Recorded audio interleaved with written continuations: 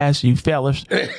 That will never happen. This is so stupid. But it will never happen again. Okay? That will not happen again. You don't have to worry about it.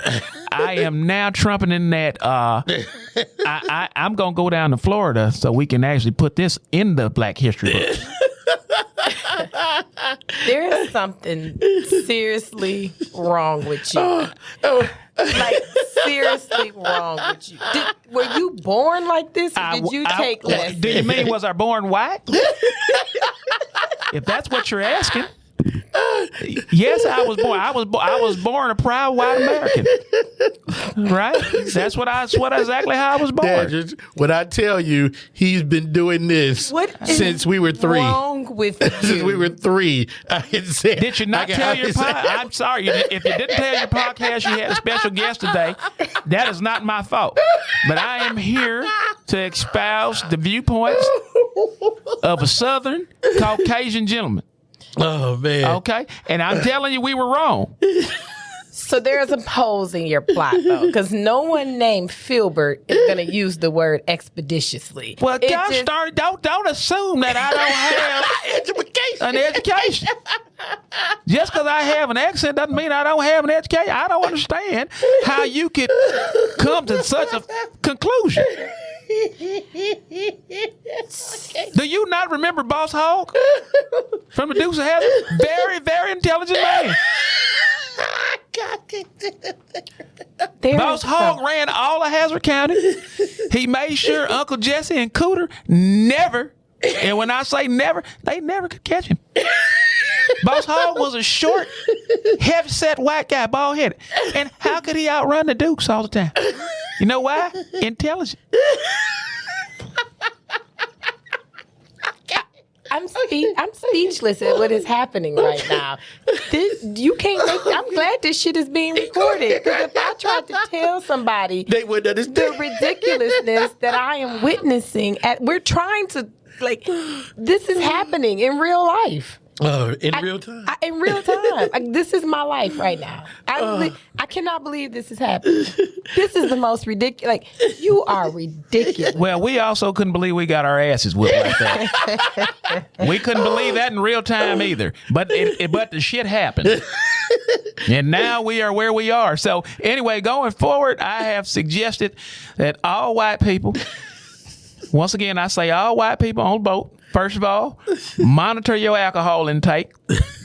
Secondly, if you see a large group of African Americans approaching you, and if some of them are skipping, then you really need to tell your ass. If they are skipping, if you see an African American male who is skipping towards you, albeit shirtless as well. It was like 4 of them. Right, skipping together. I'm saying. Looking like the Black Wizard of Oz. That's correct. No, they looked like, I was proud to say, they were like goons. You know how goons they were. It was lovely to see. It was a wonderful thing to see. It was. And you know what's funny? I found the names. Black Aquaman, JJ Fish, Michael B. Phelps, that's my one. Captain Hook, Catfish Cuz, Kofi Kingfish, Tyrone Locke, 21 Tilapia, Little Namor, and Shaquille O'Neal. So when I saw that happen, I said, there has to be somebody young, because nobody old has the capacity or the endurance to swim like that. Right. Just 100%. I can't do a lap, but I also I subscribe to a stereotype there. I am not a good swimmer.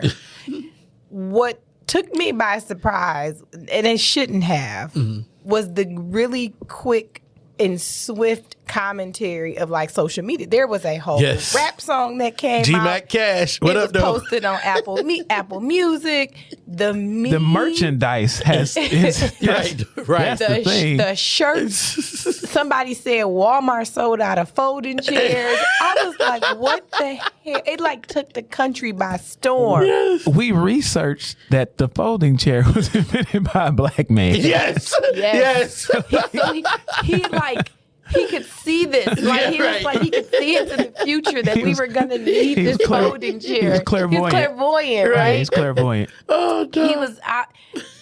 I was looking around, and it was everywhere you turn. The memes were amazing, and I'm like, how do these people have time to do this? Hey. Where do they do? Like, they don't have jobs, but it certainly entertained us for quite some time.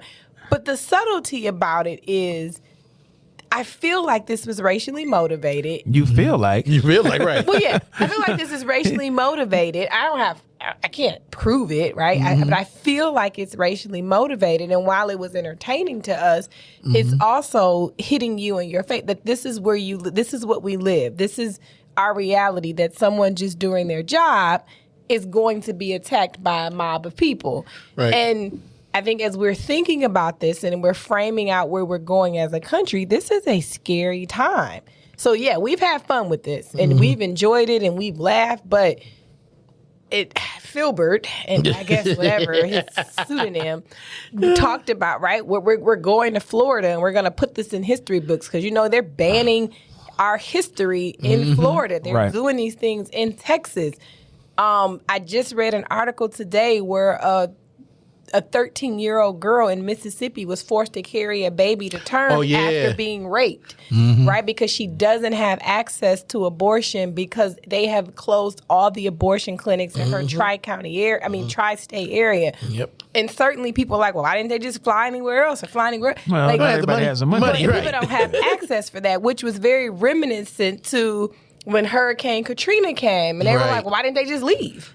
Like, why didn't they? I don't understand why people didn't just leave. And that's a little bit different to me, too. Like, how you going to say it's a natural disaster? Like, you don't have, that would be the same for the folks in Maui, unfortunately. God, I was looking last night, they were like, I know that's an island, right? Yeah. But it's a little bit different scenario. But by the same token, they said that the governor of Hawaii, I heard him say last night that it was 1,000-degree heat moving at 60 miles an hour. 60 miles an hour.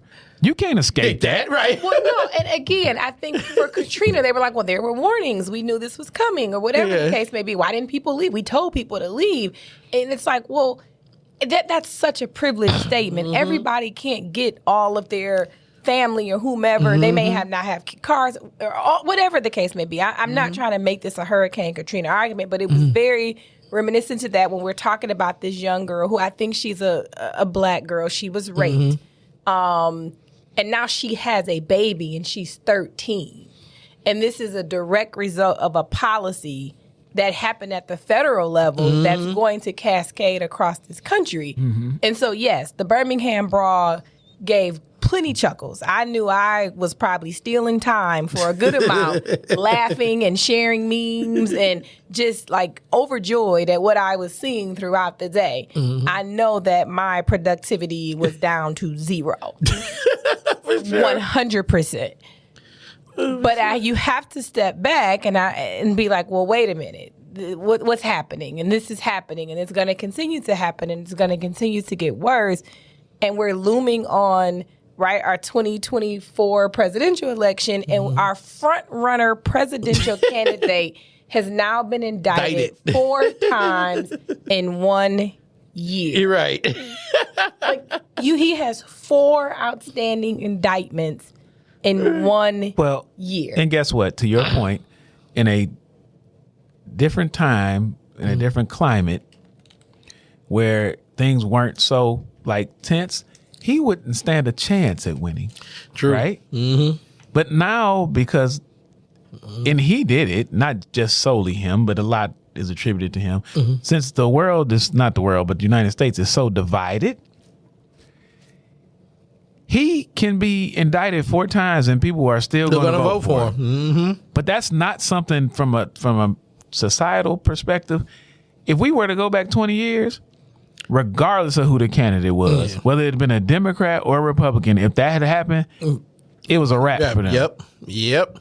But people, I'm not saying that there hasn't always been racism, there hasn't been underlying racism, that what you're seeing now in this country is not something that's always been present. Now it's just been brought to the forefront. That is the case. But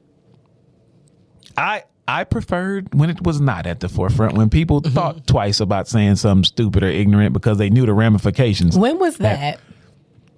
I'm saying you didn't have folks coming out blatantly saying certain things. Right. When did you not have that?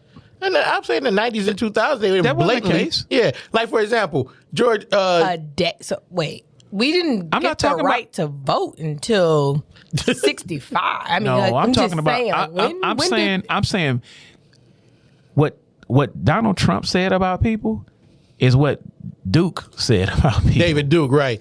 And then And David David Duke, Duke- when he ran, he didn't even get a chance to even get in there. He was like the last person during the election, presidential. That's what I'm saying. Yep, yeah. So I'm Yeah. saying if Donald Trump is essentially, he said, "Oh, they're really good people on both sides." Like he never denounced any group that was against like racial. I'm not saying prosperity. That's not the Racial word. harmony. Racial harmony. That's the word I'm looking for. He never would just flat out denounce them. Right.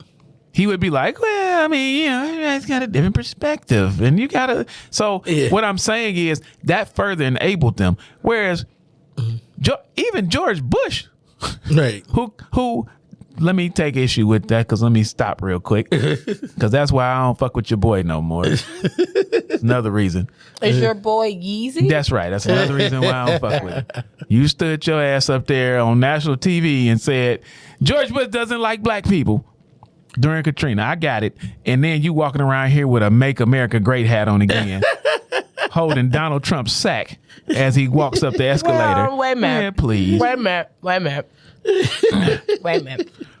Take your through the wire ass on somewhere. Wait a minute. We gotta give him a little grace. I'm not giving him no grace. I know what you're going to say. I know everybody I said what you that. about to What am say. I gonna say? His mental health. That is not what I'm gonna say. Oh, his mother passed and he That was is in an not emotional what I'm state? gonna Okay. say. Go ahead. All right, please. He is under the spell of the Kardashians. He was. Was. And that, no. You cannot underestimate. Yes, I can. You cannot. You cannot underestimate. That man was out here getting tummy tucks. Yeah. He's walking around and like his wife right now is, I don't know if you heard about this while we talking about him. His wife, they're having issues because this fool won't put on deodorant and he's wearing spandex pants and shit like that. And she's like, his body odor is really bad. Can you name a gentleman who escaped that family unscathed?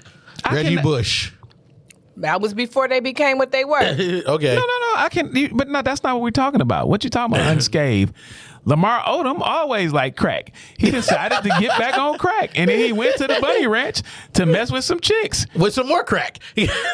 That's how he was before he got with him. Okay, so there we go. We have not heard from Chris Humphries, but Chris Humphries is straight. He made his money. He played in the league. He good. You ain't heard nothing crazy about him. And Tristan Thompson was a womanizer, and he still is. The Canadian. So,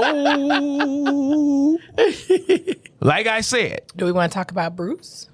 Now Bruce did. That doesn't count. But no, Bruce was exhibiting those type of characteristics before because if people forget, Family Guy said that he was going to end up getting a sex change. Yeah, Bruce doesn't count. I mean, if that's the case, we had to bring in Scott, and Scott's straight too. Yeah. Scott Disick is just fine. He like, yep, hey, cool.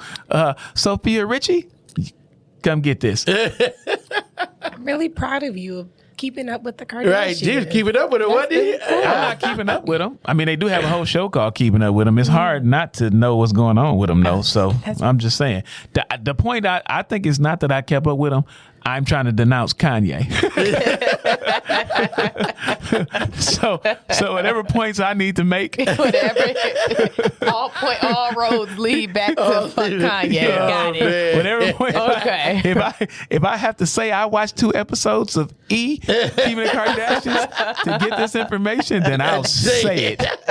Stop. Hey, look, speaking of families, I wanted to bring this up.